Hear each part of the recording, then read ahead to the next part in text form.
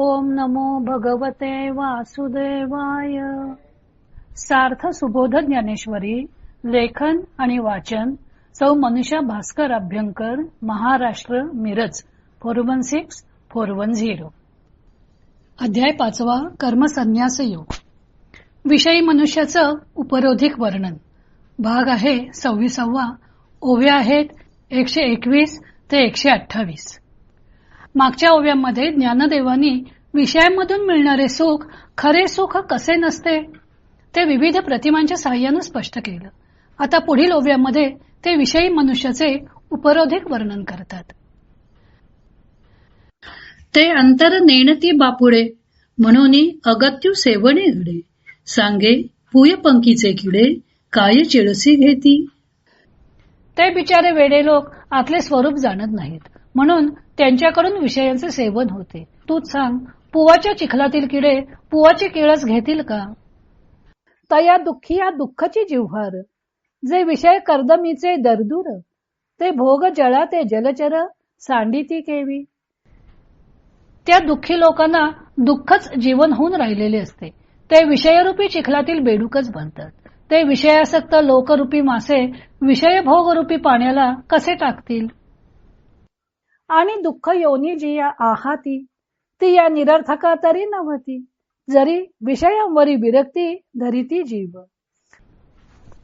शिवाय जर हे जीव विषयांवर अनासक्त होतील तर दुःखदायक योनी ज्या आहेत त्या निरर्थक होणार नाहीत का. ना तरी गर्भवासादी संकट, का जन्म मरणीचे कष्ट, हे विसावै नवीन वाट वाहावी कवणे. अथवा गर्भात राहणे वगैरे संकट किंवा जन्म आणि मरण यापासून होणारे कष्ट हा मार्ग अविश्रांतपणे कोणी चालावा. जरी विषयी विषयो सांडिजेल तरी महादोषी के वसिजेल. आणि संसारू हा शब्दू नव्हेल लटिका जगी. जर विषयासक्त लोक विषय सोडून देतील तर मोठमोठ्या दोषांना राहायला जागा कशी मिळणार, आणि या जगामध्ये संसार हा शब्दच खोटा ठरणार नाही का. म्हणून अविद्या जात नाथिले, ते तिहीची साच दाविले, जिही सुखबुद्धी घेतले विषय दुःख. म्हणून ज्यांनी विषयांपासून होणारे दुःखच सुख या समजुतीने स्वीकारले, त्यानेच मिथ्या असलेले सर्व अविद्यादी खरे करून दाखवले. या कारणे गा सुभटा, हा विचारिता विषय बोखटा, तू झणे कही या वाटा विसरोनी जाशी. अर्जुना, यामुळेच विचार करून पाहिले तर विषय हे वाईट आहेत. तू विस्मरणाने कदाचित चुकून जरी कधी या मार्गाला लागशील तर जाऊ नकोस. पै याते विरक्त पुरुष त्यजिती का जैसे विष, निराशा तया दुःख दाविले नावडे. हे जे विरक्त पुरुष आहेत ते या विषयांना जसे काही विषच आहेत असे मानून त्यांचा त्याग करतात. कारण ते निरीच्छा असल्या कारणाने विषयांनी दाखवलेले दुःखरूपी सुख त्यांना आवडत नाही. विषयांमधून मिळणारे सुख हे खरे सुख नसून ते नावालाच सुख आहे असे विविध प्रतिमांमधून स्पष्ट केल्यावर ज्ञानदेव आता विषयी मनुष्याचे उपरोधिक स्वरात वर्णन करत आहेत.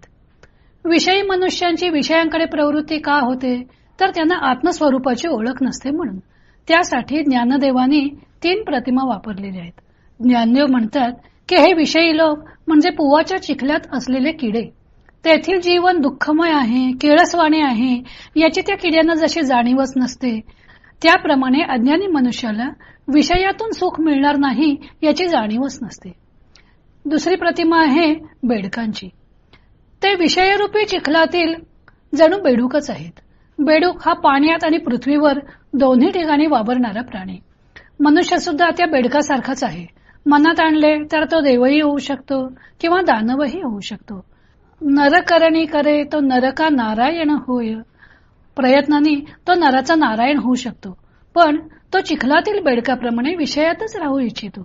बेडकाचे एक वैशिष्ट्य आहे की खोल तळ्यात असलेला बेडूक तळ्यातील पाणी आटून गेले की त्याला तळ्याबाहेर येता येत नाही, तरी तो 6-6 महिने सुद्धा स्वतःला चिखलात गाडून घेऊन जिवंत राहू शकतो.